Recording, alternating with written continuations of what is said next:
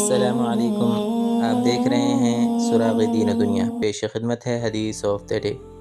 رسول اللہ صلی اللہ علیہ وسلم نے فرمایا، وہ شخص ہم میں سے نہیں جو ہمارے چھوٹوں پر رحم نہ کرے اور ہمارے بڑوں کی عزت نہ کرے۔ یہ حدیث دراصل اسلامی کردار اور معاشرت کی بنیاد ہے۔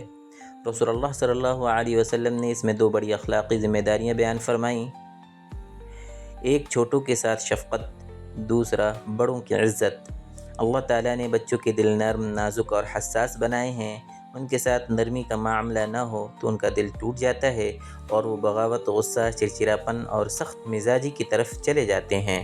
چھوٹوں پر رحم کا مطلب ہے ان پر غصہ کرنے کے بجائے ان کی غلطیوں کو نرمی سے ٹھیک کرنا، ان سے پیار اور اچھے اخلاق کے ساتھ بات کرنا، ان کی تربیت محبت اور حکمت سے کرنا، ان کی ضرورتوں، جذبات اور احساسات کو سمجھنا۔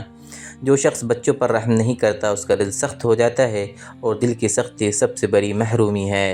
جہاں تک بات بڑوں کی عزت کرنے کی ہے، بڑے ہمارے زندگی کے تجربات، علم اور حکمت کا ذخیرہ ہوتے ہیں۔ جس معاشرے میں بزرگوں کی عزت نہ رہے وہاں نسلیں بے ادب، بد زبان اور بے راہ روی ہو جاتی ہیں، اور جس گھر میں والدین کی عظمت نہ رہے وہاں اللہ کی برکتیں اٹھ جاتی ہیں۔